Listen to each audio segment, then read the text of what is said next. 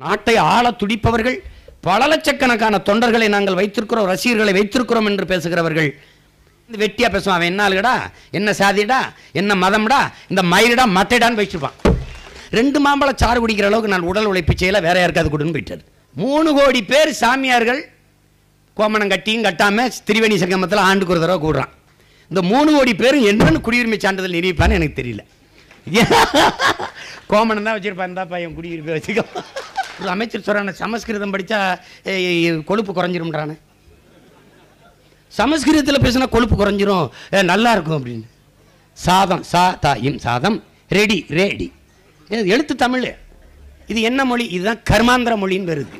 இது ஒரு இளவு மொழி. ஒரு அமைச்சர் வந்து மரம் நட வர்றாரு, மரக்கண்டை கொடுக்குறாங்க. அவர் அந்த குழியில் இந்த இடத்துல நடுவாங்கிறாரு. வேணாம் வேணாம் வேணாம், அங்கே தான் நடணுன்றாரு அதிகாரிகள். ஏன் அப்படின்னு, இல்லை 20 வருஷமா அந்த இடத்துல தான் நட்டுக்கிட்டு இருக்கோம் அப்படின்னா. ஏன்னா 20 ஆண்டுகளாக ஒரே குழியில் நட்டுக்கிட்டு இருக்காங்க. அது அது அது அந்த மாதிரி தான் நம்ம ஆளுங்க மரம் நடுவது. இதில் என் அன்பிற்குரியவர்களிடத்திலே, அறிவார்ந்த என் உறவுகளிடத்திலே நான் பதிவு செய்ய விரும்புவது, நாம் வெறும் வாக்கரசியலுக்காக வந்தவர்கள் அல்ல. அதிகாரம் மிக வலிமையானது என்று புரட்சியாளர் அண்ணல் அம்பேத்கர் அறிவுறுத்தியிருக்கிறார். அதை நாமும் அனுபவிக்கிறோம். எப்படி பார்த்தாலும் அதிகாரம் மிக வலிமையானதாக தெரிகிறது. ஏன்னா ஆஸ்திரேலியாவில் ஒரு சிலையை திறக்கிறாங்க, ஒரு துணியை வச்சு மூடி இருக்குது. உலகிலேயே ஆகச்சிறந்த கல்வியாளர் சிலையை திறக்க போகிறோங்கிறான். மிகச்சிறந்த கல்வியாளர்களுடைய சிலை. அது யாருடைய சிலையோ திறக்க போகிறாங்க என்று ஆர்வமாக காத்திருந்தால் அந்த துணியை நீக்கினால் புரட்சியாளர் அம்பேத்கருடைய சிலை வருகிறது. தன் வாழ்நாளில் 64,000 புத்தகங்களை படித்த ஒரே மேதை அண்ணல் அம்பேத்கர் தான். அவரை நாம் அறிவு ஆசானாக ஏற்றிருக்கிறோம் என்பதில் நமக்கெல்லாம் பெருமை. அவர் சொல்லுகிறார், அறிவுறுத்துகிறார் நமக்கு, அனைத்து துன்பப்பூட்டுகளுக்குமான சாவி ஆட்சி அதிகாரம் மட்டுமேங்கிறார். அதை நோக்கிய பாய்ச்சலில் நிற்பதால் நம்ம தேர்தலை எதிர்கொள்கிறோம். மற்றபடி நமக்கு அதில் அதிகாரம் இருந்தால், ஐயா மரம் ஆசலாமணி அவர்கள் இந்த பூமியை 10 ஆண்டுகளில் பச்சை போர்வையால் போர்த்தி விடுவோம்னா, 10 ஆண்டு பசுமை திட்டம், பல கோடி பனை திட்டம் என்று நாம் ஆட்சியின் வரைவிலே கொடுத்திருக்கோம். 10 ஆண்டுகள். இன்னைக்கு நிதிநிலை அறிக்கை மத்திய அமைச்சர் மாண்புமிகு அம்மையார் நிர்மலா சீதாராமன் வாசித்து முடித்திருக்கிறார்.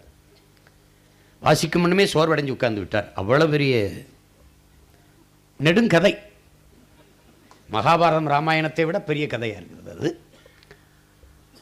அது ஒரு இதிகாசம். அதில் 4000 கோடிக்கு மேலாக தூய காற்றுக்கு ஒதுக்கியிருக்கிறார்கள்.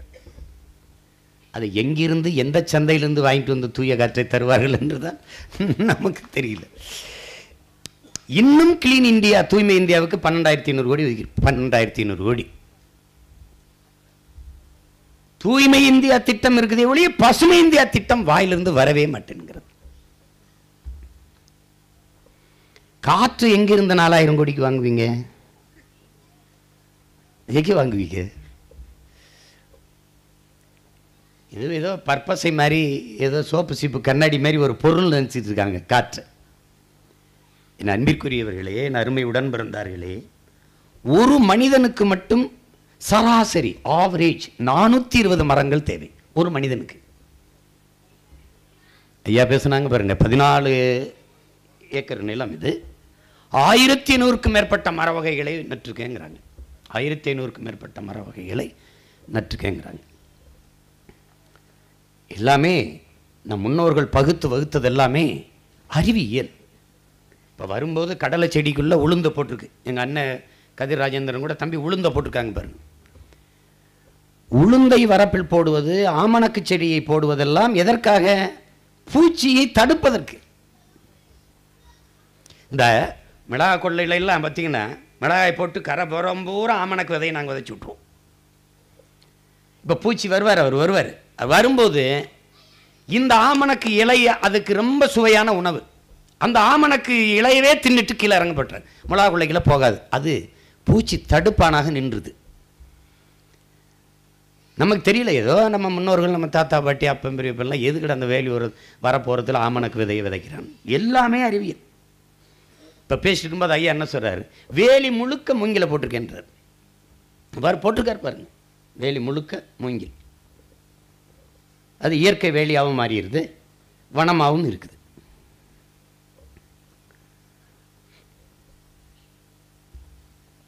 மரம் என்பது வெறும் மரம் அல்ல. கவிப்பேரரசு வைரமுத்து அவர்கள் சொன்னபோது மரம்தான் மரம்தான் எல்லாம் மரம்தான் மரம்தான் மரம்தான் மனிதன் மரம்தான். மரம் இல்லாத ஒன்றும் இல்லை. உயிர் என்பது காற்று. நம்ம மக்கள் சொல்லி கொடுத்தது இறந்தவன அவன் பேய் ஆயிடுவான், ஒருத்தன் ஆக மாட்டான். எங்க அப்பா நம்மாழ்வார் உளவிய காடு என்றால் அவர் சுவாசித்து விட்ட மூச்சு காற்று இங்கு உலாவும். நான் மரணித்தால் நான் சுவாசித்த காற்றை நீங்கள் சுவாசித்துக் கொண்டிருக்கிறீர்கள், நீங்கள் சுவாசித்து விடுகிற காற்றை நான் சுவாசித்துக் கொண்டிருக்கிறேன். ஒருவர் ஒவ்வொரு மூச்சு காற்றை உட்கொண்டிருக்கிறோம். இந்த வெறுமனை வீசுகிற காற்றை மூச்சு காற்றாக சுவாச காற்றாக மாற்றித் தருகிற பணியை உலகில் மரங்கள் தான் செய்கிறது. ஒருவன் மரணித்து போனால் அவன் சுவாசிப்பதை நிறுத்திவிட்டான். அவன் சுவாசித்து விட்ட காற்று இந்த காற்றோடு கலக்கும், இன்னொருவர் சுவாசித்துக் கொண்டு போவார். அவ்வளவுதான். நாம் முன்னோர்களின் மூச்சு காற்றை சுவாசித்துக் கொண்டிருக்கிறோம்.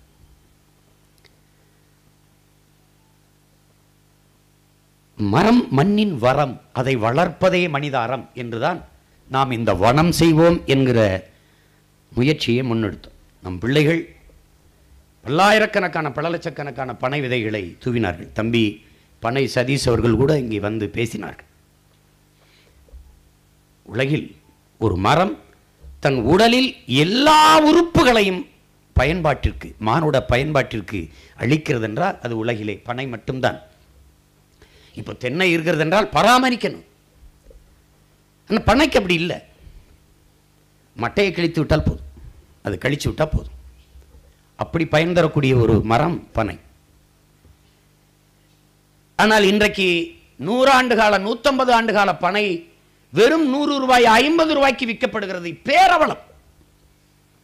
எங்கள் ஊரில் கேரளாவிலிருந்து வந்து செங்கல் காலவாய்க்கு பனைகளை வெட்டி ஏற்றுகிறார்கள். என்னுடைய கிராமத்தில் என்னுடைய வயல் வரப்பில் இருந்த பனைகள் வெட்டப்பட்டு விட்டது. யாரை கட்டு வெட்டினீர்கள் என்றால், எதுக்குப்பா பனைமரம் தானப்பா, எதுக்குப்பா அவ்வளோ கோவப்படுறான்றாங்க. அதை வச்சுக்கிட்டு என்ன செய்யறதுன்றாங்க. திருநெல்வேலியில் ஒரு பனையெல்லாம் 200-250 ஆண்டுகள். நான் கூட சாலையில் நடந்து போகிறபோது என் தம்பி சிவாட்ட கேட்டேன், இந்த பனை நம் பாட்டன் புலித்தேவனை பார்த்திருக்கிறது, அழகுமுத்துக்கோனை பார்த்திருக்கிறது என்று.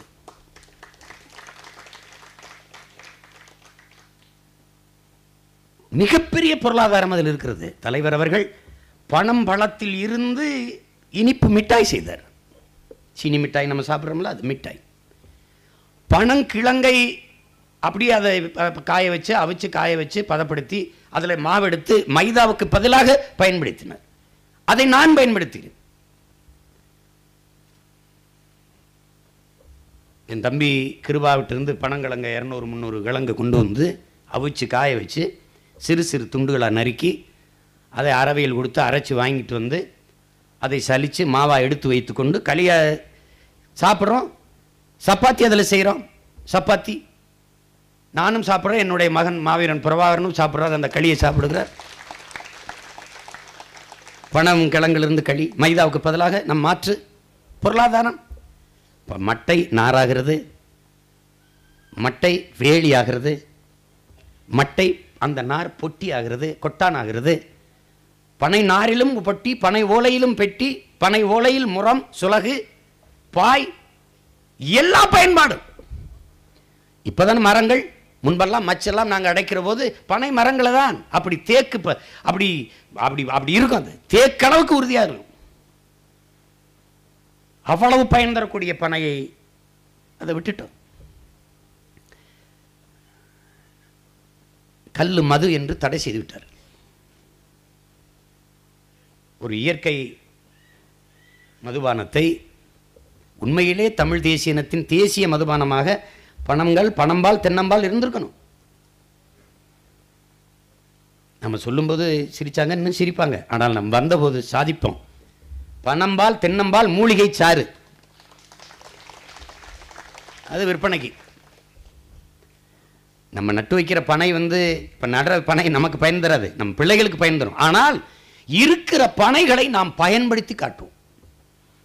ஆயிரக்கணக்கான பனைகள் இருக்கிற இடத்தில் தொழிற்சாலை போடுவோம், பதநீரை இறக்குவோம், கருப்பட்டி, பணம் கற்கண்டு, கல் இறக்குறோம், குடிக்க போக மீதி கருப்பட்டி. இதில் பாருங்க, பதநீரில் காய்ச்சற கருப்பட்டியை விட கல்லில் காய்ச்சற கருப்பட்டி விலை அதிகம். அது எதனால் அப்படி செய்கிறான்? அந்த பதநீருக்கு கொஞ்சம் சுண்ணாம்பு தைக்கிறான், அதனால அது செயற்கையாயிருந்தான். அப்போ கல் தூய நீர், அதனால அதில் காய்ச்சற கருப்பட்டிக்கு விலை அதிகம். இது 350, அது 500 ரூபா. உலக நாடுகள் எல்லாம் இயற்கை உணவுக்கு திரும்பிக் கொண்டிருக்கிறது. ஆனால் ஈடு கொடுக்க முடியல. ஏன்? வேளாண்மை இல்லை, செய்ய முடியல. இப்போ கடைகள்லாம் நம்ம வந்ததுக்கு பிறகு ஆரம்பிச்சிருக்கான் பாருங்க, நஞ்சில்லா உணவு, இயற்கை உணவகம் எழுதியிருக்கிறான். மரச்செக்கெண்ணெய் இங்கே கிடைக்கும். இவ்வளோதான் எங்கே வீட்டு இருந்தாங்கன்னு தெரியல. இப்போல்லாம் ஒரு செக்க சும்மா அப்படி வச்சாவது விற்கிறான். ஏன்னா மக்கள் திரும்பிக் கொண்டிருக்கிறான். நாம் பழமை பேசுகிறோம் என்று இவர்கள் நினைக்கிறார்கள். பழமைவாதம் பேசுவான், பழமைவாதம் பேசுவான்னு. அப்புறம் எதுக்கு செக்கு இன்னைக்கு ஓடி வரிசையில் நிற்கிற? இப்போ என் தம்பி காசிராமன் சொன்னான் பாருங்க, அந்த இப்போ எனக்கெல்லாம் பொடி சோப்பெல்லாம் அவன் தான் கொடுக்குறான். நான் ஒரு சோப்பை 1.5 மாதம் 2 மாதம் பயன்படுத்துவேன். ஆனால் அவன் இப்போ அதில் பார்த்தா ஒரு கற்பூர வாசனை வருது, கற்பூர வாசனை. அந்த சோப்பை அப்படியே அது உண்டு முகத்துக்கு, உடம்புக்கு சோப்பு போட்டு குளிக்கிறது இல்லை. ஏன்னா தண்ணீர் ரொம்ப வீணாகுதுன்ட்டு நான் குளிக்கிறது இல்லை. ஆமாம், அது சோப்பு போட்டு அதை கழுவுறதுக்கு ஒரு 2-3 இது போகுது, அள்ளி தண்ணி போகுது. கர்மம் நம்மளால் முடிஞ்ச வரைக்கும் அதை போட்டுக்கிறது. எங்கம்மா சோப்பை கண்ணான்னு கையில்கிட்ட கேட்டால், உங்களுக்கு எதுக்கு சோப்பு? 2 வருஷத்துக்கு 1 வருஷத்துக்கு ஒரு சோப்பு, அதே இடத்துல இருக்கும், அப்படியே இருக்கும். எப்போவாது எடுத்து முகத்தில் ரொம்ப ஆளுக்கு இருக்கிற மாதிரி தெரிஞ்சால் தேய்ச்சிக்கிறது.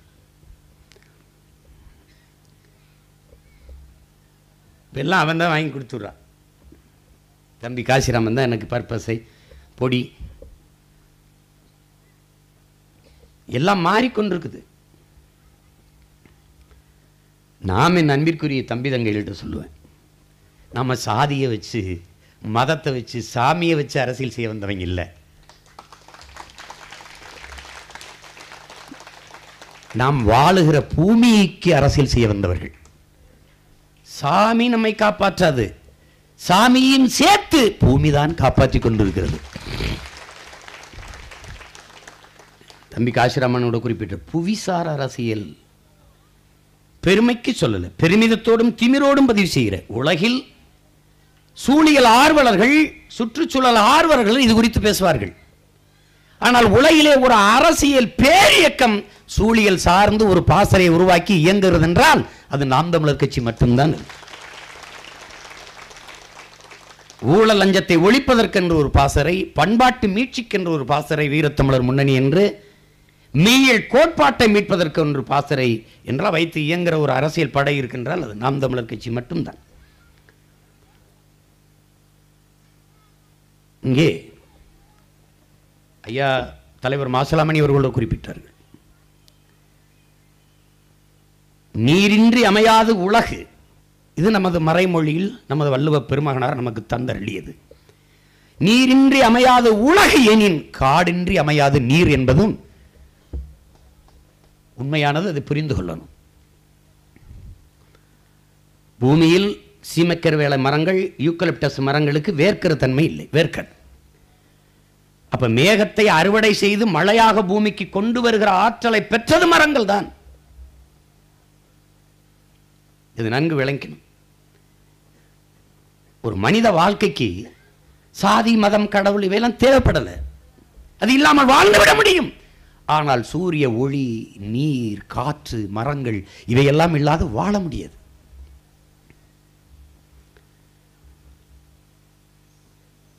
இன்னைக்கு உலகம் மெதுவாக விழித்துக் கொள்ளுது. ஆனால் அதைவிட வேகமாக பேரழிவை நோக்கி போய்கொண்டிருக்கு. வள வேட்டை, பெரும் முதலாளிகளின் வேட்டைக்காடாக பூமி மாற்றப்பட்டு விட்டது. அமேசான் காடுகள் பல இடங்களில் தீப்பற்றி எரிகிறது என்றால் அது காரணம் என்ன? அதுவா தீப்பிடிச்சிருந்துச்சுன்னா ஒரு இடத்துல பற்றும், அப்படியே பரவும். அப்படி இல்லையே, 650க்கு மேற்பட்ட இடங்களில் ஒரே நாளில் தீப்பற்றி எரியுதுன்னா காரணம் என்ன? 400க்கும் மேற்பட்ட பழங்குடியின மக்கள் அந்த காடுகளில் வாழ்கிறார்கள். உலகத்தின் நுரையீரல், பூமியின் நுரையீரலாக இருக்கிற அமேசான் காடுகள், பல லட்சக்கணக்கான உயிரினங்கள் அந்த காடுகளில் வாழ்கிறது. அந்த காடுகளுக்குள் இருக்கிற வளத்தை வேட்டையாட கூட்டிணைவு நிறுவனங்கள் துடிக்கிறது. அதை வேட்டைக்காடாக மாற்ற முயலுகிற போது அங்கே வாழ்ந்த தொல்குடி மக்கள், பழங்குடியினர் தடுக்கிறான். உனக்கு இது காடு, எனக்கு இது வீடு, வெளியேறுன்றான். அவன் போராடுறான். போராடி போராடி கடைசியாக நீதிமன்றத்துக்கு செல்கிறான். நீதிமன்றம் வள வேட்டைக்கு தடை விதிக்குது. கடைசி என்ன நடந்தது? ஒரே நாளில் பத்தி எரிந்தது. பல லட்சக்கணக்கான உயிரினங்கள் செத்து மடியுது. உலகத்தின் நுரையீரல் புகையாக போய் கொண்டிருக்கிறது. எப்படி இருக்கு தண்டகாரண்யம்? மாவோயிஸ்டுகள் வரலாறு என்ன? எப்படி மாவோயிஸ்ட் வந்தான்? 250 லட்சம் கோடிக்கு இதுக்குள்ள இருக்க கனிம வளங்களை வேட்டையாட ஒப்பந்தம். அந்த காடுகளை அழித்தால் தான் மலைகளுக்குள்ளே இருக்கிற கனிம வளங்களை எடுக்க முடியும். கிரீன் கண்டர், பச்சை வேட்டை என்ற ஒரு திட்டத்தை போட்டு தண்டகாரண்ய காடுகளுக்குள்ள போகும்போது அங்கே வாழ்ந்த பழங்குடியின மக்கள் என் வாழ்விடத்தை அழிப்பதற்கு நீ யார் என்று கையில் விளக்கமாறு, கட்ட, செருப்பு இதை வைத்துக் கொண்டுதான் போராடத் தொடங்கினார்கள். கையிலே விளக்கமாறும் கட்டையும் இருந்தவன் கையில் துப்பாக்கி எப்படி வந்தது? இதுதான் கேள்வி. தன் காடுகளை, தன் வாழ்விடத்தை, பன்னெடுங்காலமாக வாழ்ந்து வந்த அந்த வாழ்விடத்தை காப்பாற்ற போராடிய மக்கள் தான் இன்று மாவோயிஸ்ட் என்று சித்தரிக்கப்படுகிறார்கள். நாம் எப்படி மீத்தேன், ஈத்தேன், ஹைட்ரோ கார்பன், அணு உலை, ஸ்டெர்லைட்டுக்கு எதிராக போராடுகிற போது நாம் பயங்கரவாதிகள், சமூக விரோதிகள், தேச துரோகிகள் என்று கட்டமைக்கப்படுகிறோமோ, பரப்பிவிடப்படுகிறோமோ, பழி சுமத்தப்படுகிறோமோ, அப்படித்தான் இவர்கள் பழி சுமத்தப்பட்டார்கள்.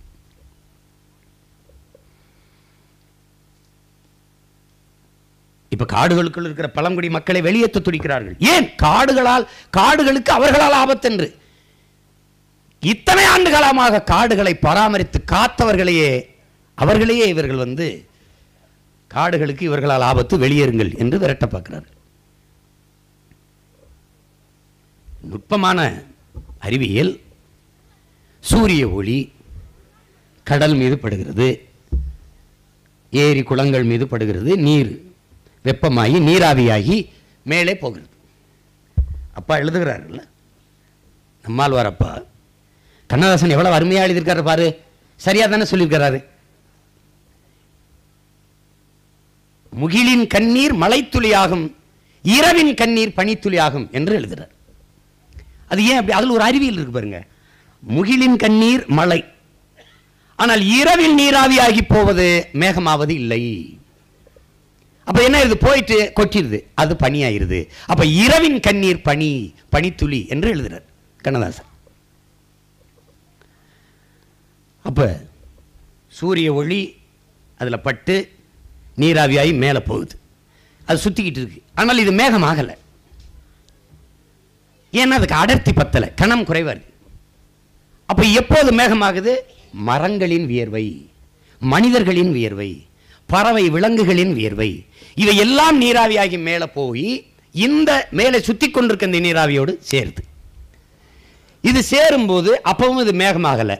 ஆனால் அங்கே காற்று மண்டலத்தில் சுற்றி கொண்டிருக்கிற தூசி, கரி இதெல்லாம் சேர்ந்து ஒரு உருவெடுக்குது மேகமாக. இந்த மேகத்தை காற்று தள்ளி கொண்டு போகுது. பெண் பஞ்சு மாதிரி நீங்க பார்க்குறீங்க, அப்படியே போய்கிட்டு இருக்கு. இந்த தள்ளி கொண்டு போற மேகத்தை தடுத்து நிறுத்துகிற மதில் சுவர் தான் மலைகள். பல முறை நான் இதை பதிவு செய்திருக்கேன். ஒரு நாட்டின் எதிர்காலம் என்பது அந்த நாட்டின் வகுப்பறையில் தீர்மானிக்கப்படுது. அந்த நாட்டின் நலன் என்பது ஒவ்வொரு வீட்டின் சமையலறையில் தீர்மானிக்கப்படுது. ஏன்னா உணவு தான் மருந்து, மருந்தே உணவு. நீ என்ன சாப்பிட்றியோ அதை வச்சு தான் உன் நலன். அப்போ அந்த வீட்டின் சமையலறையில் தீர்மானிக்கப்படுது. ஒரு நாட்டின் வளம் என்பது அந்த நாடு பெற்றிருக்கிற நிலத்தின் வளத்தை பொறுத்தது. நிலத்தின் வளம் என்பது அந்த நாடு பெறுகிற நீரின் வளத்தை பொறுத்தது. நீரின் வளம் என்பது அந்த நாடு பெறுகிற மழையின் வளத்தை பொறுத்தது. மலையின் வளம் என்பது அந்த நாடு பெற்றிருக்கிற மலைகளின் வளத்தை பொறுத்தது. இப்படிதான் இது ஒரு சுழற்சி.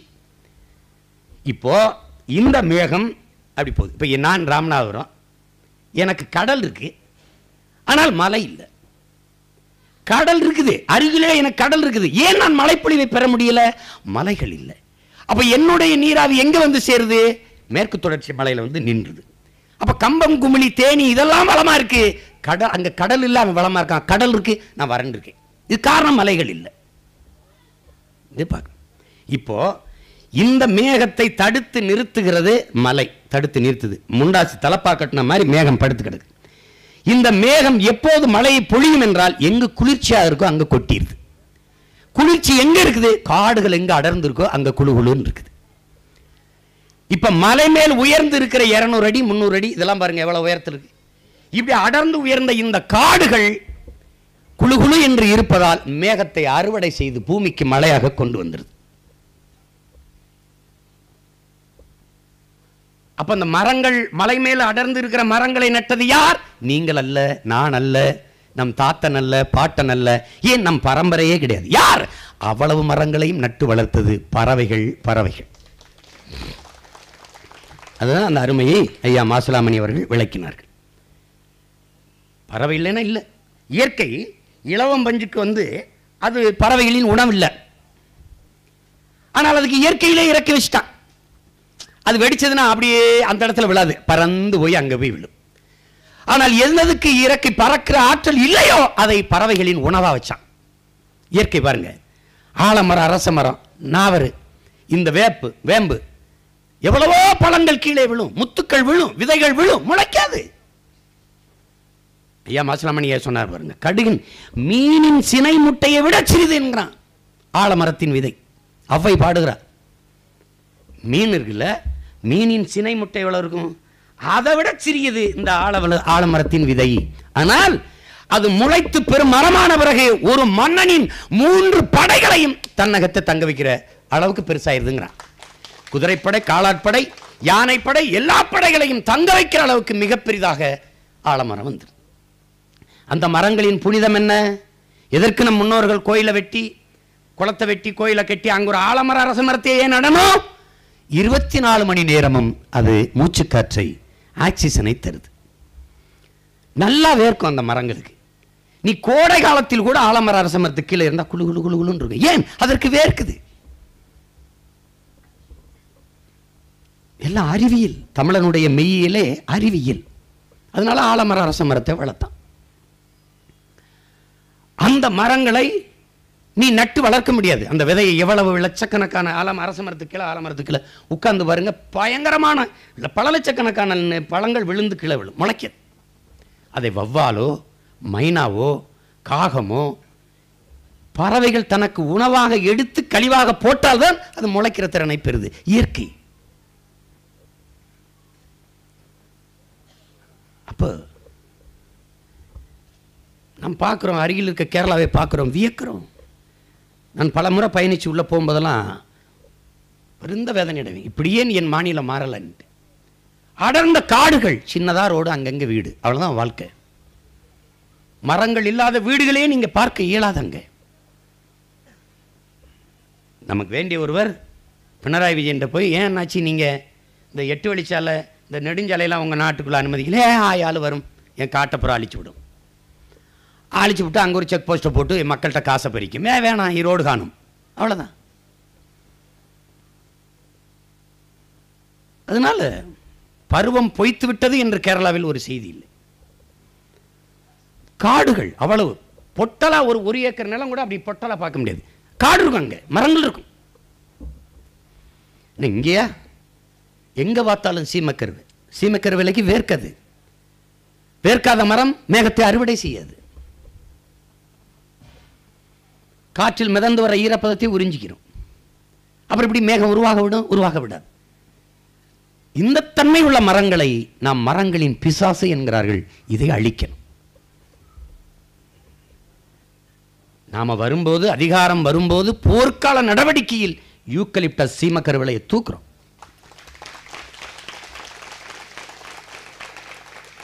மாணவ பிள்ளைகளை மரம் நடுதல், வளர்த்தல், பராமரித்தலில் ஈடுபடுத்துறோம். சிறப்பு மதிப்பெண்கள் கொடுக்கிறோம். பிராக்டிக்கல் மதிப்பெண் 10 மார்க் மாதிரி 10 மதிப்பெண்கள் கொடுக்கிறோம் பிள்ளைகளுக்கு. அதிக மரக்கன்றுகளை நட்டு வளர்க்கிறவர்களை சிறந்த தமிழ் தேசிய குடிமகள் மகன் விருதை கொடுத்து பாராட்டுறோம். மரம் வளர்த்தலை ஒரு வாழ்வியலோடு ஒன்றாக நாம் ஆக்குறோம். இப்படி உணவு உண்பது, குளிப்பது, இதெல்லாம் அன்றாட பணி மாறி மரம். இப்போ உதாரணமா ஐயா அப்துல் கலாம் அவர்களை சந்தித்த பிறகு அன்பு சகோதரர் விவேக் அவர்கள்ட்ட அவர் பணிச்சதுனால 1 கோடி மரங்களை நீங்கள் நடுங்களே என்று அவர் சொன்னதுக்கு 36 லட்சத்திற்கும் மேற்பட்ட மரக்கன்றுகளை நட்டிருக்கிறார். அவர் நடுறார், ஒரு தனி மனிதர். அவருக்கு ரசிகர் படையோ பட்டாளமோ கிடையாது. இந்த நாட்டை ஆள துடிப்பவர்கள், பல லட்சக்கணக்கான தொண்டர்களை நாங்கள் வைத்திருக்கிறோம், ரசிகர்களை வைத்திருக்கிறோம் என்று பேசுகிறவர்கள் மரக்கன்றுகளை நட வைத்து இந்த மண்ணிற்கும் மக்களுக்கும் ஒரு பணியை செய்திருக்கலாம், செய்யல. இந்த நூற்றாண்டில் தரையில் சோறு போட்டு திங்கிறதுக்கு ஒரு கூட்டம் இருக்கு. மண் சோறு தின்றும் படம் ஓடலை.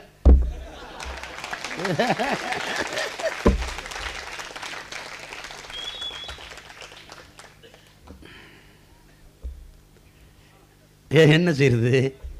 மேகம் மறைச்சிருச்சு, ஒரு ஸ்டாரும் மின்னலை. ஒரு கொடுமையான ஒரு நாங்கள் படிக்கிறது, நாங்கள் எங்களுக்கு போராட வரமாட்டாங்க. அப்போ பெருமைக்கு பேசிக்கிறது, அதிக பண்பட்ட இனம் போராட்டத்துக்கு வராது அப்படி வரமாட்டாவே. ஆனாலும் பெருமையில் சொன்னாங்க. மிக முன்பே நாகரிகம் அடைந்து விட்ட ஒரு சமூகம் போராட்டத்துக்கு வராதுன்ட்டு. அப்படி இல்லை, பொழுதுபோக்கிலும் கேளிக்கையிலும் அதிக நாட்டம் கொண்ட ஒரு இனம் போராட வராது, புரட்சி செய்யாது, அதை பற்றி சிந்திக்காது. அப்படிப்பட்ட ஒரு கூட்டத்திலிருந்து வந்த நாம் இந்த மண்ணை வாழ்வியல் புரிதலோடு இருக்கோம். கிளாடு புரிங்கோ அப்பாவோட புத்தகங்களை நான் தமிழர் பிள்ளைகள், குறிப்பாக உழவர் பாசறை, சூழியல் பாசறை பிள்ளைகள் அப்பாவோட புத்தகங்களை முழுக்க படிக்கணும். நம்மாழ்வார் அப்பாவுடைய புத்தகங்களை படிக்கணும். அதில் பிரான்ஸ் மண்ணியல் ஆய்வறிஞர் கிளாடு பூரிங்கோ அவர் அதை படிக்கும்போது எனக்கு அழுக வரும். அவ்வளோ உருக்கமாக சொல்வார், என் அன்பு பிள்ளைகளே, அருமை இளைஞர்களே, ஓடி வாருங்கள். 20 லட்சம் ஆண்டுகளாக நம்மை தூக்கி சுமந்த நம் பூமி தாய் சாக கிடக்கிறார். அப்படியே பதிவு செய்கிறார். மரணப்படுக்கையில் கிடக்கிறார். ஆதியில் நாம் பசிக்காக வேட்டையாடினோம். விலங்குகளை வேட்டையாடி உண்டோம், காய்கனிகளை உண்டோம், கிழங்குகளை உண்டோம். அப்போதெல்லாம் நம் தாய் கன்னிகளியாமல் கற்போடு இருந்தால், இவர்கள் பண வேட்டையாட தொடங்கிய போது நம் தாய் கற்பழிக்கப்பட்டு விட்டால், மரணப்படுக்கையில் கிடக்கிறாள். 18 வயதிலேயே நம் தாய் பாட்டியாகிவிட்டால், காப்பாற்ற ஓடி வாருங்களே அன்பு பிள்ளைகளே என்று அழைக்கிறான்.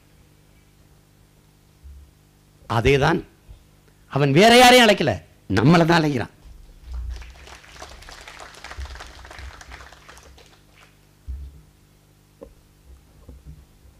இதை பிறவிக்கடமையாக நாம் செய்யணும். மரம் வளர்த்தலை, வனம் செய்வதை பிறவிக்கடன் என்று செய்யணும்.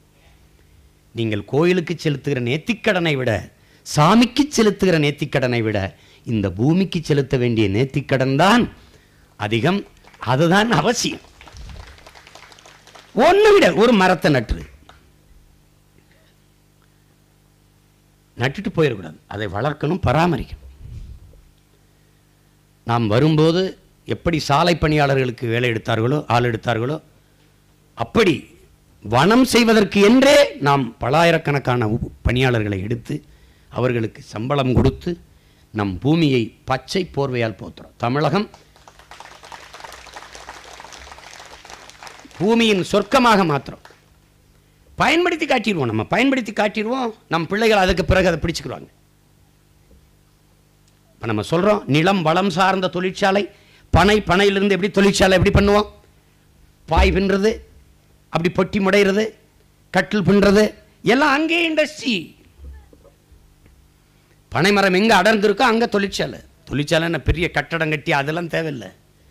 வேலை, சிற்றூர்களின் பொருளாதார பெருக்கம், பொருளாதார வளர்ச்சி. வேலை இல்லைன்னு எவனும் சுத்த மாட்டான்.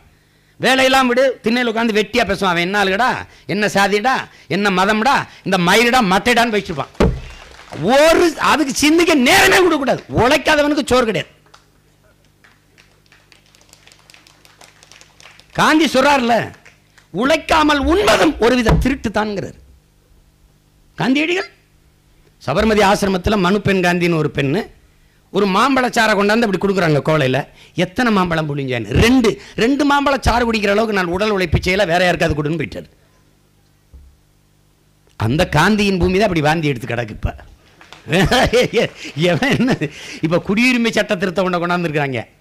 3 கோடி பேர் சாமியார்கள் கோமணம் கட்டியும் கட்டாம திரிவேணி சங்கமத்தில் ஆண்டுக்கு ஒரு தடவை கூடுறான்.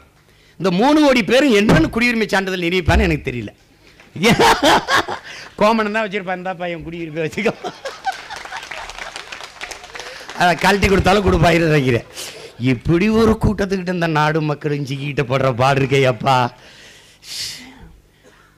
முன்னாடிலாம் தனியாக இருக்கும்போது ரொம்ப ஆழ்ந்த சிந்தனையில் கோமா வரும், ஏன் இப்படி இருக்கமா இருக்கிறீங்க அப்படின்னா. இப்போலாம் சிரிப்பாக இருக்குது. தனியாக இருக்கும்போது சிரிப்பு தான்.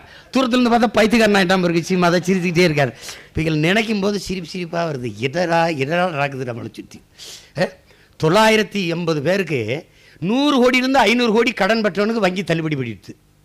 எங்கால அம்மனம்மா நின்று போடுறாடா விவசாய கடனை தள்ளுபடி படியாயோ ஏற்று பார்க்க நாதி கிடையாது. இப்படி ஒரு நாடு. என்னவோ ஒன்று மரங்களின் அருமையை கவிப்பேரரசு வைரமுத்து அவர்கள் எழுதிய அந்த கவிதை நம்ம வரைவு புத்தகத்தில் கூட போட்டிருக்கோம், நீங்கள் படிக்கணும். அதை தாண்டி எழுத முடியாது. அருமையாக எழுதியிருப்பார் அந்த கவிதையை. நாம் அதிகாரத்துக்கு வரும்போது பாடத்திட்டத்திலே வைத்து எல்லா பிள்ளைகளையும் படிக்க வைக்கணும். செல்லமாக மரங்களை நடுங்க, பிள்ளைகளின் நல்ல பேர் வைங்க. நமக்கு 50,000க்கு மேற்பட்ட மாவீரர்கள் இருக்கிறாங்க, அவர்கள் பேரை வைங்க. மொழிக்காக இறந்த மாவீரர்கள் இருக்கிறாங்க, இன விடுதலைக்காக போராடி செத்த எல்லா பெரும் வீரர்களினுடைய பெயரை இந்த மரங்களுக்கு வைத்து நாம் போற்றலாம். நான் தம்பி படம் எடுத்தேன், பார்த்துருப்பீங்க. மரத்தை காப்பாற்ற வழி தெரியல, என்னடா பண்ணுறதுன்ட்டு அவர் ஒரு சாமி ஆக்கி விட்டுருவார். அப்போ தான் வெட்ட மாட்டான். அன்றைக்கி பார்க்குற ஒரு அதிமுக அமைச்சர்கள் எம்எல்ஏக்கெல்லாம் பார்த்து மயில் கல் இருக்குல்ல, அதுக்கு மாலை போட்டு பூஜை பண்ணி பண்ணிட்டுருக்காங்க. அதுக்கு ஏதாவது யாகம்லாம் வளர்த்து கும்பிட்டு இருந்தாங்க.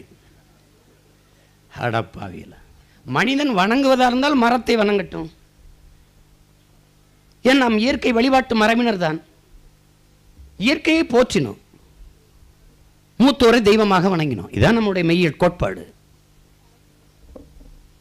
பஞ்சபூதங்கிறவங்க நாம 50 ஆற்றலுங்கிறோம். தூய தமிழில் 50 ஆற்றலுங்கிறோம். அவங்க பஞ்சபூதங்கிறாங்க.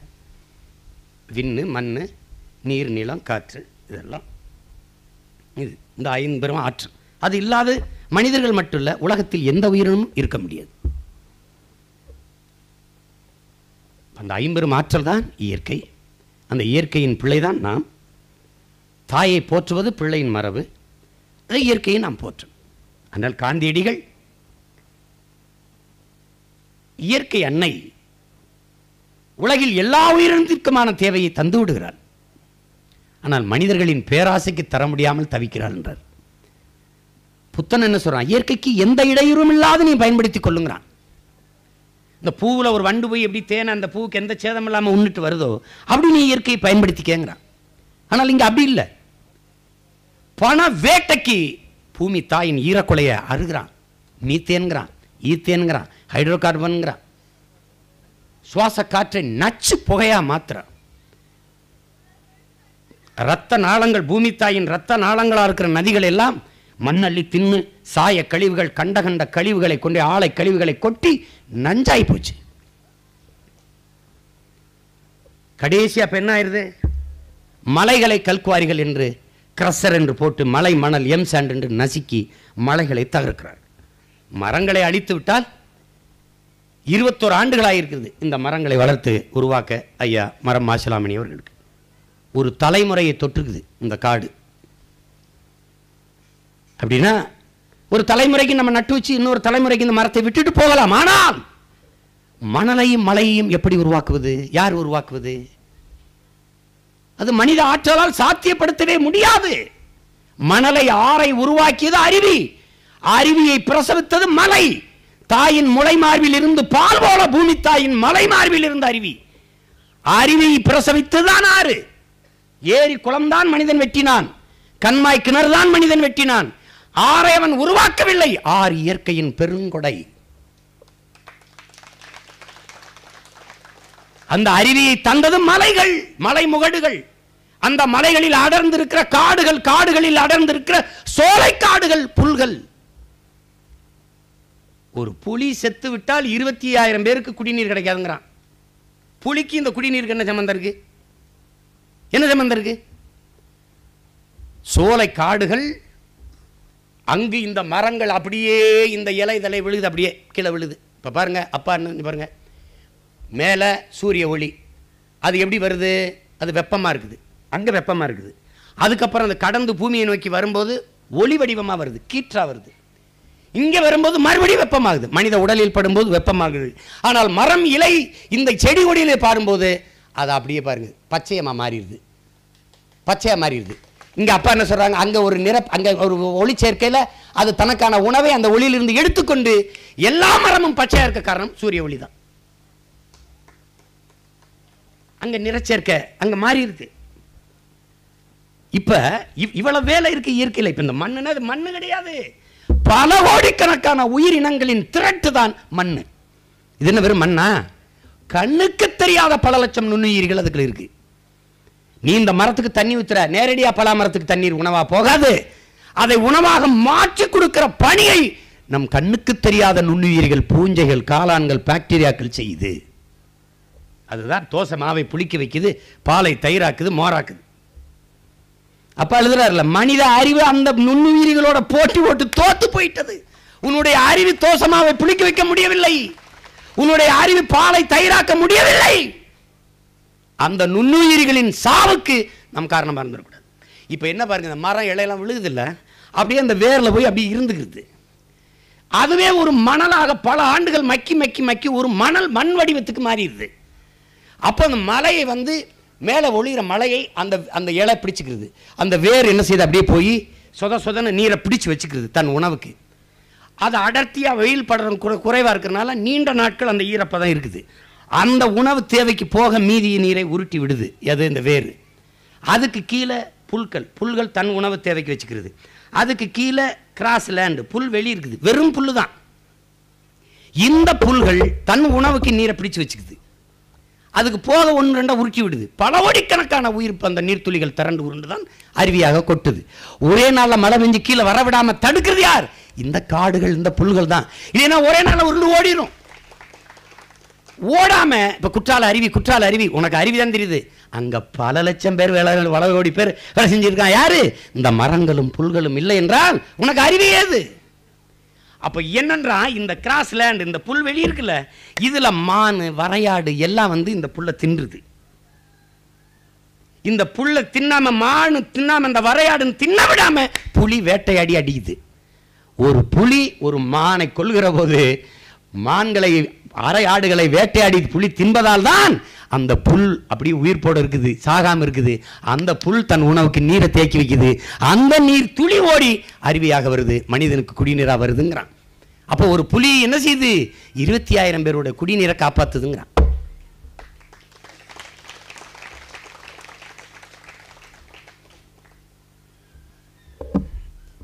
என்ன பாடம் நடத்து? அவங்க மண்டையில் ஏறாது. பாரத மாதாக்கு ஜெய்தான், ஜல் சன் என்ன ஒன்று போட்டிருக்கான். ஒரு திட்டத்தில் அம்மையார் படிக்குது, ஜல் ஜன் சின்சன் என்ன போட்டு அதுக்கு ஒரு 11,500 கோடி போட்டிருக்காங்க. நிதி எல்லாம் ஒதுக்கிட்டாங்க. 11,500 கோடி, இதுக்கு ஒரு 12,500 கோடி ஒதுக்கியிருக்கோம், அதுக்கு 1,00,000 கோடி ஒதுக்கியிருக்கோம், இதுக்கு 1,00,000 கோடி ஒதுக்கியிருக்கோம். எங்கேயும் நம்மகிட்ட வராது, ஏதாவது ஒதுக்கிட்டாங்க. இன்னும் 4 பட்ஜெட் இருக்குது, இன்னும் 4 நிதிநிலை அறிக்கை இருக்குது. அதே நம்ம பார்க்கத்தான் போகிறோம். ஏதோ ஒன்று. இப்போ எல்ஐசி விற்பனைக்கு வந்திருக்கு, இந்தியன் ஏர்லைன்ஸ் வந்திருக்கு. யாராவது காசு இருந்தால் போட்டு வாங்குங்க. இந்தியா வந்துடும், சீக்கிரம் வந்துடும். காசு எடுத்து டெண்டர் எடுக்கிறதா தான் எடுத்துக்கிறீங்க. ஏதோ வச்சு பாருங்கள். ஒன்று பிரித்து வச்சுருக்கேன். எங்கள் ஊரில் செட்டிநாட்டில் பெரிய பங்களாக்கள் இருக்கும், பெரிய மாளிகைகள். முதல்ல கதவை பிரித்து வைப்பாங்க, அப்புறம் தூணை பிரித்து வைப்பாங்க, அப்புறம் ஜன்னலை பிரித்து வைப்பாங்க. கடைசியாக கட்டடத்தை இடிச்சிருவாங்க. ஏன்னா வெறும் கூடு தான் இருக்கும். அந்த செங்கல் கத்தப்பட்டால் எடுத்துகிட்டு போவாங்க. இப்போ எல்லாத்தையும் பிரித்து விற்றுக்கிட்டு இருக்காங்க. சரி, இந்தியன் ஏர்லைன்ஸ் விற்கிற அந்த காசை வச்சு என்ன பண்ணுவேன்? அதுபோக இந்த வானூர்தி நிலையத்தை வானூர்தி எல்லாம் தனியார் கொடுத்தாச்சு. ஆனால் 100 வானூர்தி நிலையம் புதுசாக போடுறேன். யாருக்கு நாங்கள் ஓடி பிடிச்சி விளையாடுறதா அதில்? ஐயோ, ஆகப்பெரும் அறிவாளிகள். ஒரு அமைச்சர் சொல்கிறான, சமஸ்கிருதம் படித்தா கொழுப்பு குறைஞ்சிரும்ன்றானே. சமஸ்கிருதத்தில் பேசினா கொழுப்பு குறைஞ்சிரும், நல்லா இருக்கும் அப்படின்னு. சரி, நீ தான் கொஞ்சம் பேச, நாங்கள் கேட்குறோம். பேச கொஞ்சம் பேச தெரியாது, யாருக்குமே பேச தெரியாது. சமஸ்கிருதம் செத்த மொழின்ட்டு நான் கத்திரி கிடக்குறேங்க. சான்ஸ்கிரிட்னாவே டெட் லாங்குவேஜ்னு தான் அர்த்தம்ங்கிறான். சமஸ்கிருதம் செத்து போன மொழி, வெறும் புரோகித மொழி. மொத்தமாகவே 24,000 பேர் தான். 130 கோடி மக்கள் 24,000 பேர் தான் எங்கள் தாய்மொழி சமஸ்கிருதம் கொடுத்துருக்கான். 24,000 பேர். அதே சத்யராஜ் ஒரு மேடையில் பேசினார். சமஸ்கிருதம் படிங்கிறாங்க. சரி, நம்மளை தான் படித்து தொலைவுமேன்னு நானும் பார்த்தேன். அப்புறம் அது யார்கிட்ட பேசுறதுன்னு, அது கடவுளோட பேசுறதான். சரி கர்மம், நம்ம எந்த கடவுளோட பேச போறோம்னு வேணான்னு விட்டேன்றது.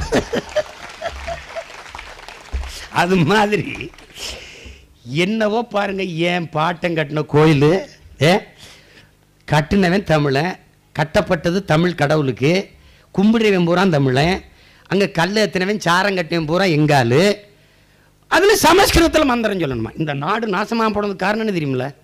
ஒரு நல்லது நடக்காததுக்கு, பருவத்துக்கு மழை பெய்யாததுக்கு, பட்னியாக கிடக்கிறதுக்கு எல்லாமே காரணம் மொழி புரியாமல் எங்காலும் ஏதோ சொல்லிருக்கான்னு கோவத்தில் இருக்கிறதான் பிரச்சனை. முன்னாடிலாம் பாருங்க, டக்கு டக்குன்னு சிவன் முருகன்லாம் வந்திருக்கான். தப்புன்னு ஆடு மேய்ச்சிக்கிட்டு இருக்கான், மாடு மேய்ச்சிக்கிட்டு இருக்கான், அவன் பாட்டுக்கு இருக்கான். அவை வர்றா, அவ பாட்டுக்கு ஒரு பழைய துணியை கட்டிக்கிட்டு அப்படியே போகிறான். இவன் பெரிய அறிவில் பெரிய இவன் நினச்சி போனான். இவன் நம்ம தான் அறிவுக்கு பெரிய மூதாட்டின்ட்டு. அங்கே போனோன்னே ஒரு மாடு மேய்ச்சிட்டு இருக்கா ஒரு பையன். என்ன பாட்டி, ரொம்ப தாகமாக இருக்கா? ஆமாப்பா. உனக்கு பழம் உலுக்கி போடவா? சரி போடு. உனக்கு சுட்ட பழம் வேணுமா சுடாத பழம் வேணும்? பழத்தில் கூடவாப்பா சுட்டது சுடாது இருக்கு. ஆமாம் பாருன்னு போய் ஆட்டி விடுறான். நாவல் பழத்தை சத்துன்னு கீழே விழுகுது. தரையில் விழுந்தோடனே எடுத்து கிளவி சாப்பிட போடுவோம். மண் ஊட்டிருக்கணும், ஃபூனு ஊதிட்டான். என்ன பாட்டி, பழம் சூடாக இருக்கு இருக்கேன்ட்டான்.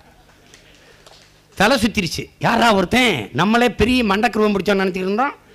அவள் தலைக்கணத்தில் இருக்க அறிவில் நம்ம தான் பெரிய ஆளுன்னு. யாரா ஒரு பையன் அப்படி நம்மளை கேவலப்படுத்திட்டானே? யாரப்பா நீ, எனக்கு தெரியல, நல்லா பாருங்கட்டான். பார்த்தா நம்ம ஆள் நிற்கிறான், நம்ம முருக பெரும்பாட்டேன். என்ன 1 2 நீ வரிசை பிடித்து பாடுங்கிறான். உன் தமிழ் அள்ளி பருகத்தான் நான் வந்தேங்கிறான். அவ்வையோட தமிழ். அவனுக்கு மந்திரம் சொன்னால் புரியாதுன்ட்டாங்க, நீசபாசைன்ட்டாங்க. இதுவரைக்கும் முருகன் எந்த வேண்டுதலையும் நிறைவேற்றலை. ஏன்? புரியும்படி அவனும் பேசலை.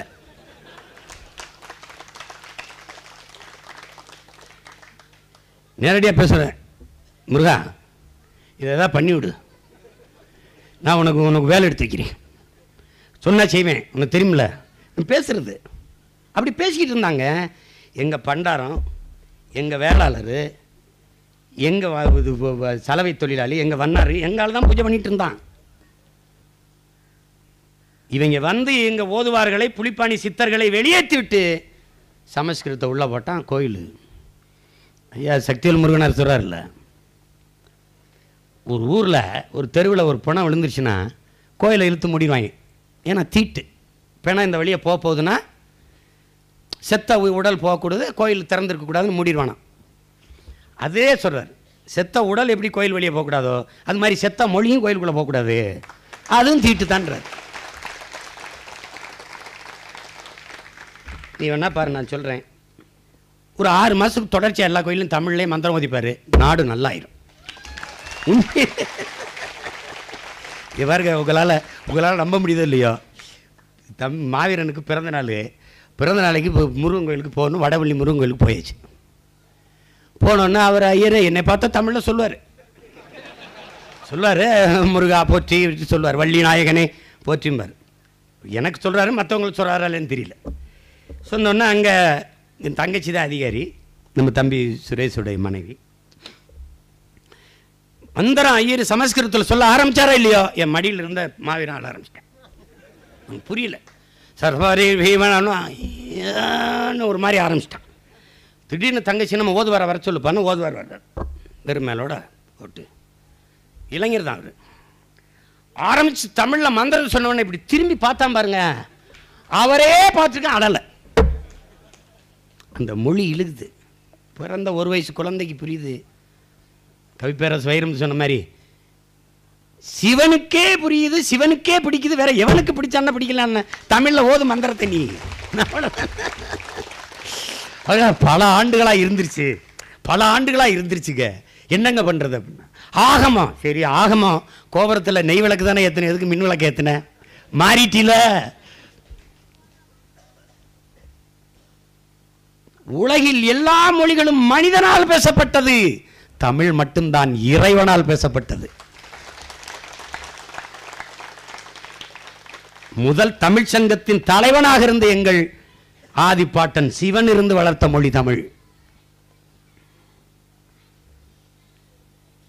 அது புரிஞ்சுக்கணும்ல.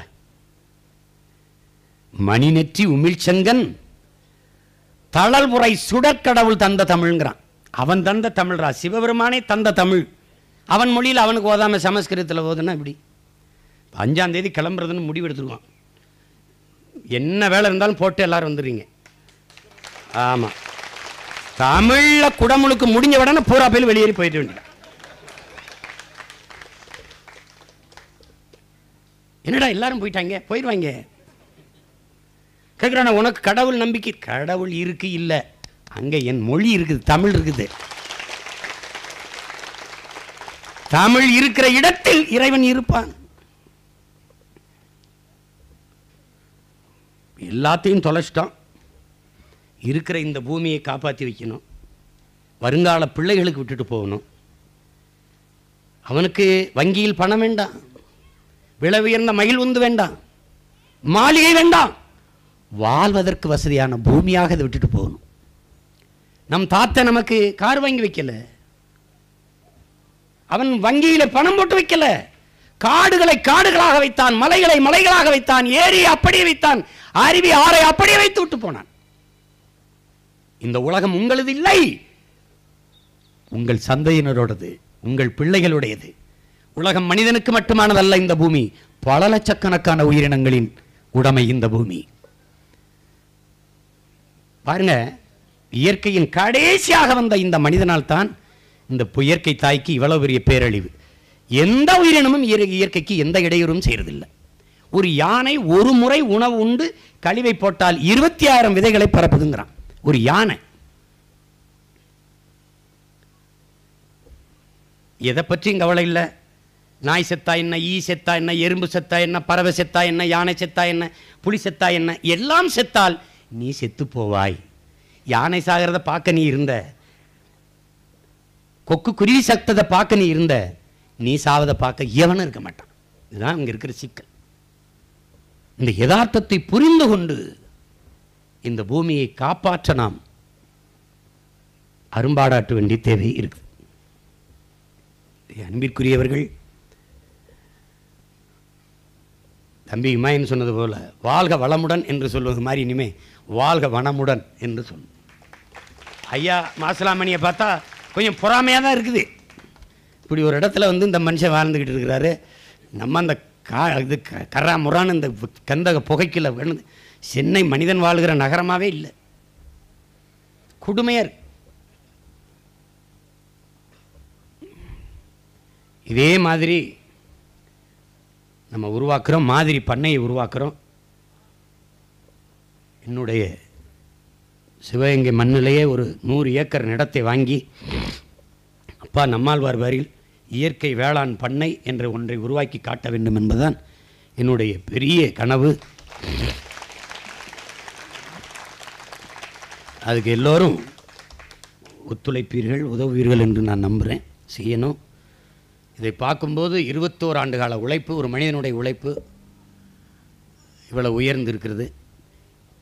இந்த தோப்பு போல, இந்த தோட்டம் போல நம் நாட்டை நாம் மாற்ற வேண்டும் என்கிற உறுதிமொழியை நாம் எடுத்துக்கணும். நம்மால் முடியும். நம்மால் முடியும். உலகில் மற்ற நாடுகளுக்கு, இந்தியாவில் மற்ற மாநிலங்களுக்கு முன்மாதிரியாக நாம் நம் மாநிலத்தை மாற்றி காட்ட முடியும். வேளாண்மை அரசு தொழிலாக மாற்றி, பணியாக மாற்றி, நிலமும் வளமும் சார்ந்த தொழிற்சாலைகளை நாம் உருவாக்கி, அதன் மூலமாக வேலை வாய்ப்பை பெருக்கி, வேலை இல்லை என்கிற நிலையை முற்றுமுழுதாக நாம் தகர்க்கலாம். அதில் மிகுந்த ஆர்வத்தோடும் முனைப்போடும் பணியாற்றி கொண்டிருக்கிற சூழியல் பாசறை பிள்ளைகளுக்கு என்னுடைய வாழ்த்துக்கள். தொழில்நுட்ப பிரிவினுடைய செயலாளர் தம்பி சரவணன் கூட வந்திருக்கிறார்.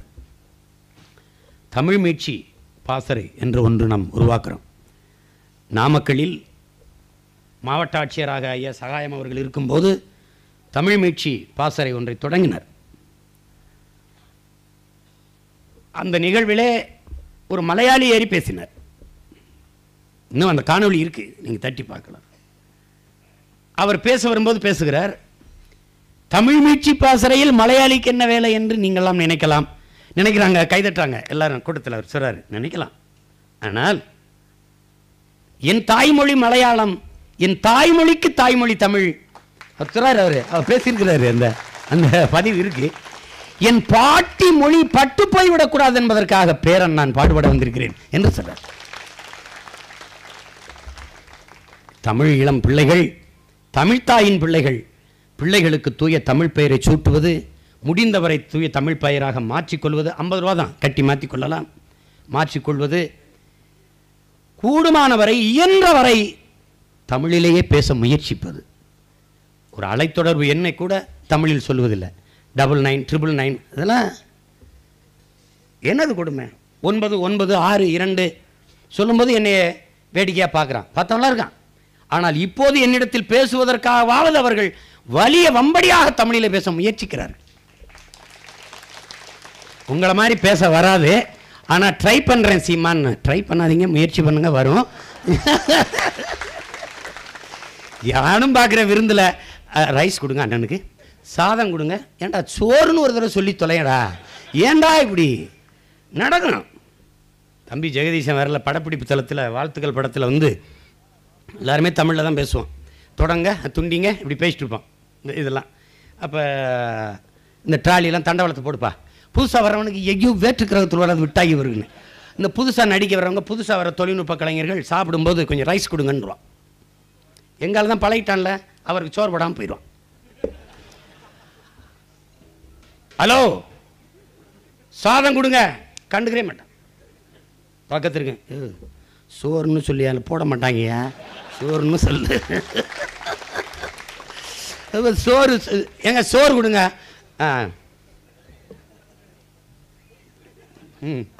புரியுதா? இப்போ சோறு போடாமல் போயிடுவான். கடையில் எழுதியிருக்கானே, லெமன் சாதம் ரெடி.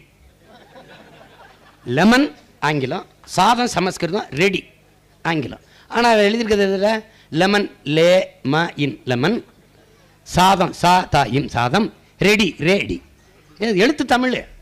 இது என்ன மொழி? இதுதான் கர்மாந்திர மொழின்னு வருது. இது ஒரு இளவு மொழி.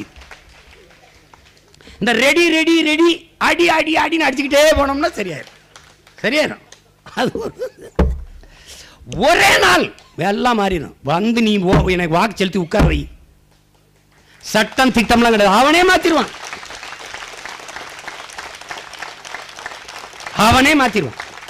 கேரளாவில் ஒரு சீமக்கருவேல மரத்தை நீங்க காட்டு, ஒரு சீமக்கருவேல மரத்தை கேரளாவில். பிள்ளைகள் பள்ளிக்கூட பிள்ளைகள் ஒரு செடி, அந்த சீமக்கருவேல செடியை பார்த்தா பிடுங்கி கொண்டு போய் எந்த கடையில் கொடுத்தாலும் அந்த பிள்ளைக்கு ஒரு தின்பண்டம் அல்லது ஒரு 1 ரூபா அல்லது 2 ரூபா 3 ரூபா காசு கொடுப்பான் கடைக்காரன், ஊக்கப்படுத்துவான். அவன் ரிக்ஷா ஓட்டுவான், தானி ஓட்டுவான், இது பண்ணுவான், சாதாரணமாக கூலி வேலை பார்ப்பான், ஒரு கட்டைப்பிடியை பிடிச்சிக்கிட்டு செய்தித்தாளை படிச்சுக்கிட்டு உலக அரசியலை பேசிட்டு இருப்பான். அரசியல் பேசுவான். இங்கேயா முடிதிருத்தமா? தயவு செய்து அரசியல் பேசாதீர்கள். தேநீர் கடையா? தயவு செய்து அரசியல் பேசாதீர்கள். எங்கதான் போய் பேசுறது? ஒரு காலம் வரணும், தயவு செய்துங்க அரசியல் பேசுங்கள். பேசு. அரசியல் இல்லைன்னா என்ன இருக்குது உனக்கு? என்ன இருக்குது? ஒன்றும் கிடையாது. இந்த நாடு சட்டமன்ற பாராளுமன்ற ஜனநாயகத்தை விட்டுட்டு நீதிமன்றத்துக்கு போயிட்டு, எது ஒன்றுமே நீதிமன்றம் தான். நேரடியாக நீதிபதிகளை நிற்க வச்சு தேர்வு செஞ்சுட்டு போயிடலாம். எதுக்கு பிரதமர், எதுக்கு அமைச்சர், எதுக்கு பாராளுமன்ற உறுப்பினர்கள்? நீட்டு தேர்வு அது பேச்சுக்கே இடமில்லை. நீதிமன்றம் நீ யாரு சொல்றதுக்குங்கிற? நீ யார்? உன் வேலை என்ன? நீ யார்? நீ கொலை செஞ்சுட்டு வரானா, கொள்ளையடிச்சிட்டு வரானா, பெண்களை வன்புணர்ச்சி செஞ்சுட்டு வரானா, ஊழல் செஞ்சுட்டு வரானா, லஞ்சம் பெற்று வரானா, அவனுக்கு என்ன உன்னுடைய சட்டப்பிரிவில் தண்டனை இருக்கோ அதை கொடுத்து தண்டிச்சு உள்ள அனுப்பு. அதான் உன் வேலை. நீ இதை படிக்காத, இதை படி, இதெல்லாம் சொல்றதுக்கு நீ யாரு? உன் வேலை என்ன? வேலை என்ன? படிக்கிறதுக்கு அரசின் கொள்கை முடிவில் தலையிடாதான், குடிக்கிறதுக்கு அரசின் கொள்கை முடிவில் தலையிட. அது அரசின் கொள்கை முடிவு தலையிட முடியாது. ஆனால் படிக்கிறதுக்கு அரசின் கொள்கை முடிவில் தலையிடுமா? நீட்டு தேர்வு அது கட்டாயம். 5ஆம் 8ஆம் பொது தேர்வு அது கட்டாயம். இப்ப என்ன, கூடுதல் 1 மணி நேரம் வகுப்பு நடக்குமா, சிறப்பு பயிற்சி நடக்குமா? நான் என்ன செய்றேன், இந்த அமைச்சர்கள் எல்லாம் கூடுதல் கொஞ்ச நேரம் வேலை, கூடுதல் அந்த சிறப்பு பயிற்சிக்கு நீங்க போங்க, எல்லாரும் மறுபடியும் ஒரு தடவை பொது தேர்வு எழுதி வாங்க, 8ஆம் 5ஆம் எழுதி வாங்களேன். இந்த திட்டங்களை இப்படி ஒரு வரைவை வகுக்கிற நீங்கள் எல்லாம் எந்த 5ஆம் பொது தேர்வு எழுதினீங்க, 8ஆம் பொது தேர்வு எழுதி வந்தீங்களா? ஒரு கொடுங்கோன்மையை நிகழ்த்தி கொண்டிருக்கிறார்கள். பிள்ளைகளை பிள்ளைகளாக வளர விடுவதே இல்லை. பார்க்கும்போது பள்ளிக்கூடமா கல்லூரியா மதிப்பெண்ணா தான் பார்க்கறது. இங்க ஒரு அமைப்பு முறை இருக்கு. 100க்கு 100 வாங்கினா என் கல்லூரியில் சீட் உனக்கு இடம், 100க்கு 99 வாங்கினா நல்லா படிக்கிற மாணவர்கள் யார், என் பள்ளிக்கூடத்துக்கு வாங்க, என் கல்லூரிக்கு வாங்க, உங்களுக்கு இடம் தர்றேன். ஒரு மருத்துவர் இப்படி, எவனுக்கு நோய் இல்லையோ அவன் வாங்க நான் வைத்தியம் பார்க்குறேன்னா, நான் மருத்துவரா பைத்தியக்காரனா? எவன் நோயாளியோ அவனுக்குத்தான் மருத்துவம் செய்யணும். எவனுக்கு கல்வி வரலையோ, கற்க முடியலையோ, கற்கும் திறன் குறைவா இருக்கோ, எவனுக்கு படிக்க வரலையோ அவனை பயிற்றுவிப்பதற்குத்தான் பள்ளிக்கூடங்கள், கல்லூரிகள், ஆசிரியர்கள். படிக்கிறவனை படிக்க வைக்கிறதுக்கு இல்ல. ஓடவனை ஓட வைக்கிறது நல்ல பயிற்சியாளன். ஓட முடியாதவன், ஓட தெரியாதவனை ஓட வைத்து வெல்ல வைக்கிறவன் தானே பயிற்சியாளன். அதுதானே. எப்படிப்பட்ட அமைப்பு இருக்கு பாருங்க. பிதுக்க முடியல. இல்லைன்னா ஓட கலெக்டர் மாதிரி இருந்துச்சுன்னா கழட்டிட்டு மதிப்பெண்ணை உள்ள வச்சு தச்சிருவாங்க மண்டைக்குள்ள. பர்பஸையை பிதுக்குவது போல பிதுக்கிறான் மனித மூளையை. எல்லாவற்றையும் மாற்றம், சமூக மாற்றம்ங்கிறது புரட்சியாளர் பகத்சிங் சொன்னது வெளிப்படையாகவே அநீதிகளால் கட்டமைக்கப்பட்டுச்சு இந்த சமூகம். உங்களுக்கு தெரியுது அநீதி நடக்குதுன்னு, தடுக்க முடியல. அதனால இந்த அநீதிகளால் கட்டமைக்கப்பட்ட சமூகத்தை தகர்த்து விட்டு முற்றுமுழுதாக புதிய சமூகம் படைப்பதற்கு பேர் தான் புரட்சி. அப்படிப்பட்ட புரட்சிக்கு நாம் தயாராகணும். சூழியல் பாசறைங்கிறது, சூழியல் பாசறையில் இருக்கிற பொறுப்பாளர்கள் தான் இந்த பணியை செய்யணும்னு நினைச்சால் அது பைத்தியக்காரத்தனம். நாம் தமிழர் கட்சியே சுற்றுச்சூழல் பாசறை தான், நாம் தமிழர் கட்சியே ஊழல் ஒழிப்பு பாசறை தான், நாம் தமிழர் கட்சியே வீரத்தமிழர் முன்னணி தான், நாம் தமிழர் கட்சியே தமிழ் மீட்சி பாசறை தான். பிரிச்சு கொடுக்குது, வேலையை பிரிச்சு கொடுக்குது, பிரிச்சுக்கிறோம். அது சார்ந்து இந்த வடிவமைப்பு, இந்த பிள்ளைகள் இல்லைன்னா இப்போ நானும் அன்பு தென்னரசு உட்காந்து செஞ்சுட்டு இருக்கணும். இதெல்லாம் அவர்களா செய்து கொண்டார்கள்.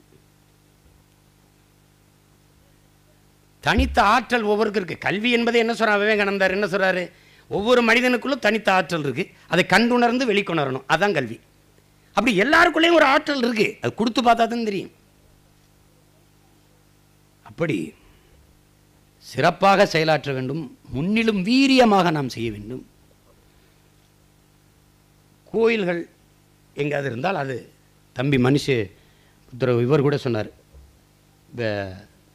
பியூஷ் மனுஷ் கூட, புனித வனம் என்று செய்யலாம்னு. இப்போ கோயில்கள்லாம் இருக்குன்னா சும்மா வெறுமனே இப்படி நம்ம கிராமங்கள்லாம் குலதெய்வம் கோயில் சும்மா காட்டுக்குள்ள இருக்கும், அதை சுற்றி இருக்க இடங்களில் நம்ம புனித வனம் என்று வச்சு நாம் தமிழர் சுற்றுச்சூழல் பாசறை கட்சி மரங்களை நட்டு வளர்க்கலாம், இப்படி வளர்த்து விடலாம். இந்த மாதிரி இடத்துல ஒரு குடிசையை போட்டு வாழ்ந்தா ஒரு நோயும் வரப்போறதில்லை, நிம்மதியாக இருக்கலாம். ஒரு கார் ஒரு மகிழ்ந்து வெளியிடுகிற நச்சு புகையை கட்டுப்படுத்த 6 மரங்கள் அவசியம்ங்கிறாங்க. ஆனால் எத்தனை மரங்கள் நமக்கு இருக்கு, எவ்வளவு வாகனங்கள் ஓடுது. கனடாங்கிற ஒரு நாடு, உங்களால் நம்ப முடியுதா பாருங்க, ஒரே ஒரு மனிதனுக்கு 10,000 மரம் வச்சிருக்கு. ஒரு மனிதனுக்கு 10,000 மரம். இந்தியா 28 மரம் தான் வச்சிருக்குதுன்னு அது சொல்லுது. இருக்குதா இல்லையான்னு தெரியல. ஒரு நாட்டின் நிலப்பரப்பில் 1/3 காடுகள் இருக்கணும். 33 விழுக்காடு காடு இருக்கணும் அந்த நிலப்பரப்பில். ஆனால் இந்தியா சொல்லுது 13 விழுக்காடு தான் காடுகள் இருக்குதுன்னு சொல்லுது. 33 அங்கே இருக்கு, 13 அங்கே இருக்கு. சரி, இதை வளர்த்து எடுக்க அதுக்கு முயற்சி நடக்குதா? இந்த நிதிநிலை அறிக்கையில் வனத்திற்கு ஏதாவது திட்டங்கள் இருக்குதா? ஒன்றும் இல்லை.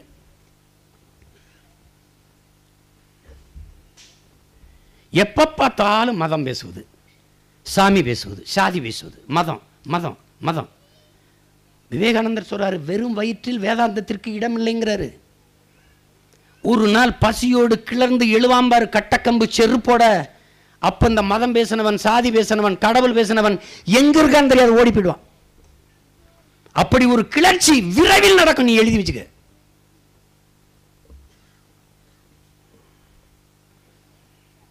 $17 கோடி பேர், அவனே சொல்றான், ஒரு ஆண்டு ஒன்றுக்கு 10 லட்சம் கோடி இந்தியா செலவு செய்து, ஆனால் 17 கோடி பேர் இரவு உணவு இல்லாமல் உறங்க போறான். 6.4 விழுக்காட்டு குழந்தைகள், 1 வயது 2 வயது குழந்தைகள் பட்டினி கிடக்கிறார்கள், பசியோடு உறங்க செல்கிறார்கள். எதை பற்றியும் சிந்திக்காது, மதம் மதம்னே பேசி அதையே போதையேற்றி மார்க்ஸ் சொல்றான்ல, மதம் ஒரு அபின்கிறான். ஐயா மு மேத்தா என்கிற கவிஞர் சொல்றார், மனிதனுக்கோ யானைக்கோ மதம் பிடித்தால் அழிவுதான், அதான் மிஞ்சும், வேற எதுவும் மிஞ்சாது. அது தமிழ் இளம் தலைமுறையினர் அதை கடந்து பூமியை நேசிக்கணும். மண்ணை காப்பாற்றுகிற அரசியலை செய்யாது, அதில் வாழ்கிற ஒற்றை உயிரினமான மனிதனை காப்பாற்றுகிற அரசியல் செய்வதில் அர்த்தமில்லை. இப்போதெல்லாம் திருமண வீடுகளில் நம் பிள்ளைகள் மரக்கன்றுகளை கொடுப்பதை நாம் பார்க்கிறோம். பிறந்த நாள் எந்த விழாவானாலும் கொடுக்கறதை பார்க்கிறோம்.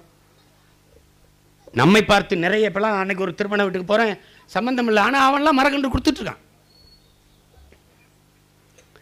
மரங்களை வளர்ப்பது பிரச்சனை இல்லை, நம் பாரம்பரிய மரங்களை நட்டு வளர்க்கணும். நம் மரங்களில் தான் பறவைகளுக்கு உணவு இருக்கும், பறவைகள் கூடு கட்டும். சீமக்கருவேல யூக்கலிப்டஸில் எங்கே ஒரு பறவை கூடு கட்டி காட்டு பார்ப்போம்? கட்டாது.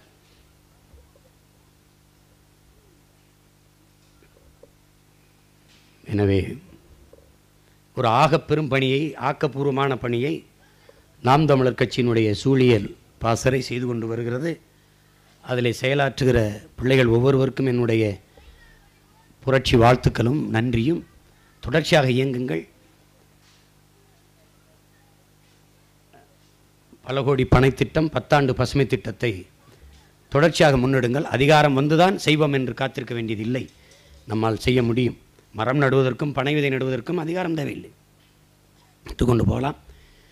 வீடு வீடாக வீதி வீதியாக சென்று சிற்றூர்களில் போய் நம் பெற்றோர்களுக்கு சொல்லுங்கள், துணி துவைக்கிற, காய்கறி கழுவுகிற, அரிசி அலசுகிற, கழுவுகிற இந்த நீரை, பாத்திர பண்டங்கள் கழுவுகிற அந்த நீரை சேமித்து இந்த மரங்களுக்கு, இந்த செடிகளுக்கு, இந்த மரங்களுக்கு ஊற்றுங்கள் என்று கற்பித்து கொடுங்கள். அதை சும்மா கீழே ஊற்றி விடுவார்கள்.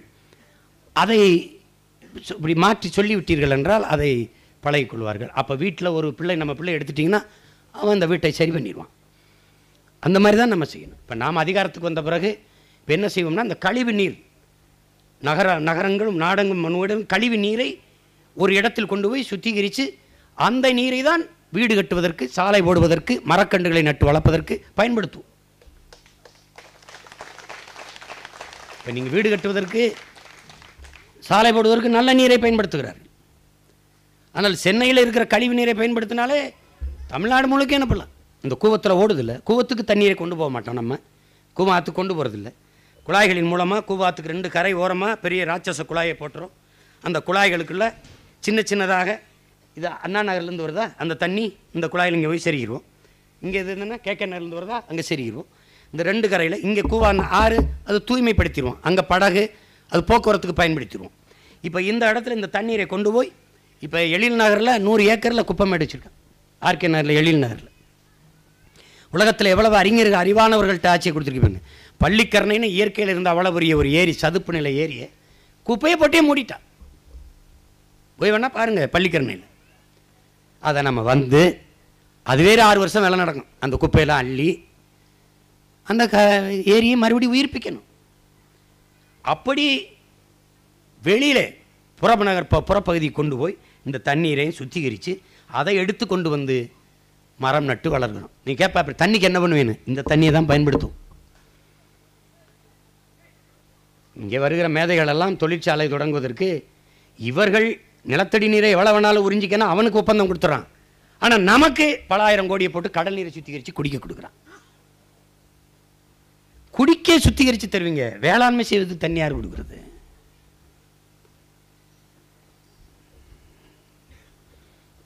எல்லா கொடுமைக்கும் ஒரு மாற்றாக நாம் தமிழர் கட்சி ஒரு புரட்சிகர அரசியலை முன்னெடுக்கிறது. அதிலே சுற்றுச்சூழல் பாசறை தொடங்கி நாம் சிறப்பாக செய்து வருகிறோம் என்கிற பெருமிதம் நாம் தமிழர் கட்சி பிள்ளைகள் ஒவ்வொருவருக்கும் இருக்கணும். கட்டமைப்பு வேகமாக நடந்து கொண்டிருக்கிறது. அது முடிந்த பிறகு சூழியல் பாசறைக்கு மாவட்டம் தோறும் தொகுதி தோறும் பொறுப்பாளர்கள் எடுக்கப்பட்டு நியமிக்கப்படுவார்கள். அந்த பொறுப்பாளர்களை இதை போல சந்திப்போம். அதுபோல ஊழல் ஒழிப்பு லஞ்ச பாசறை, அதுபோல வீரத்தமிழர் முன்னணி, தமிழ் மீட்சி படை, எல்லா பாசறைக்குமான பொறுப்பாளர்கள் மாவட்டம் தோறும் நியமிக்கப்படுவார்கள். அந்த பாசறை பொறுப்பாளர்களை இதை போல தனித்தனியாக சந்தித்து எப்படி வேலை திட்டங்களை வகுத்து கொள்வது என்று நாம் வகுத்து பிரித்து பணி செய்வோம். இப்போது சூழியல் பாசறை சிறப்பாக செயலாற்றுகிறது. என்னுடைய பாராட்டுக்கள். மேலும் மேலும் சிறப்பாக நீங்கள் செயலாற்றுங்கள். அதற்கு நாங்கள் துணை நிற்போம். ஒவ்வொருவரும் நாம் தமிழர் கட்சி பிள்ளைகள் ஒவ்வொருவரும் வனம் செய்வோம் என்று உறுதியேற்க வேண்டும். மரம் நடுவதை தன் பிறவி பயனாக பணியாக நாம் எல்லோரும் ஏற்று செய்ய வேண்டும் என்று அன்போடு உங்களை வேண்டுகிறேன்.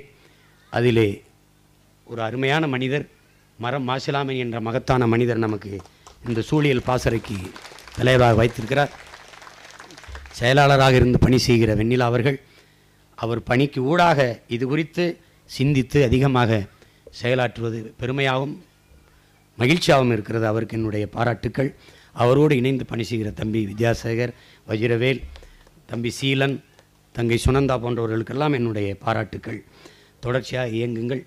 தம்பி பனை சதீஷ் அவர்களுக்கு என்னுடைய பாராட்டுக்கள். அவர் நம்முடைய அமைப்பில் இல்லாது அவர் தனியாக பனை விதைகளை நட்டு அவர் வளர்த்து வருகிறார். அவருக்கு நம்முடைய பாராட்டுக்களை தெரிவிக்க கடமைப்பட்டிருக்கிறோம்.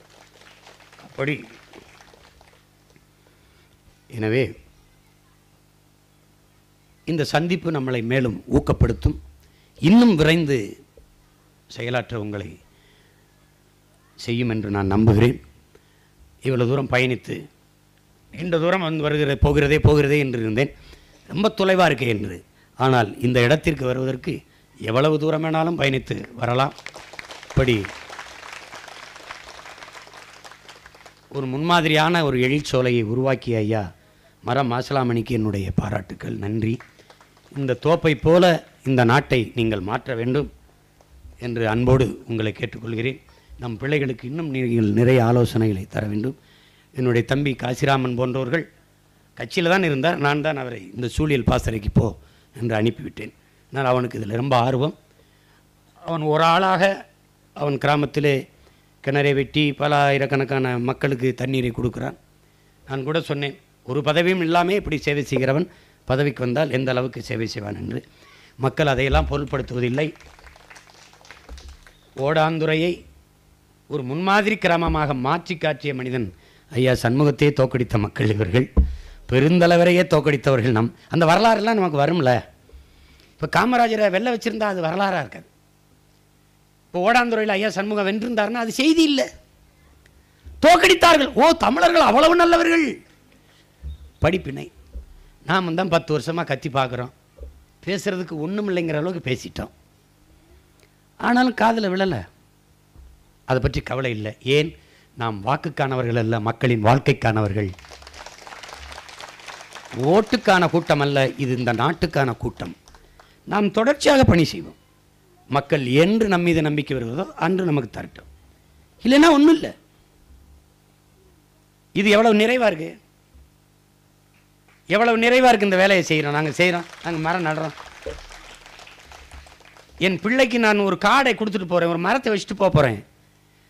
சுவாசிக்க காற்றை கொடுக்க போறேன், குடிக்க நல்ல நீரை கொடுக்க போறேன், பாதுகாப்பான சூழலை தரப்போகிறோம் என்பதை விட உன் பிறவிக்கு ஒண்ணுமே அர்த்தம் இல்லை. அதை செஞ்சுட்டு போதும். அதான் ரொம்ப முக்கியம். ஒற்றை மனிதரால் இப்படி ஒரு சோலையை உருவாக்க முடியும் என்றால் ஒட்டுமொத்தமாக நாம் இணைந்து இந்த நாட்டை இப்படி ஒரு சோலையாக மாற்ற முடியும். மாசேத்துன்னு சொன்னது போல மனிதர்கள் தான் 1 லட்சம், கைகள் 2 லட்சம்னாரு. அது மாதிரி நாம் பெரிய கூட்டம், அதிலும் நமக்கு கைகள் மிக அதிகம். கோரிக்கைகள் நிறைவேறும் வரை கோடிக்கைகள் இணைந்து போராடுவோம் என்றது போல நம் இலக்கை நிறைவேற்ற எல்லோரும் கூடி பணியாற்றுவோம்.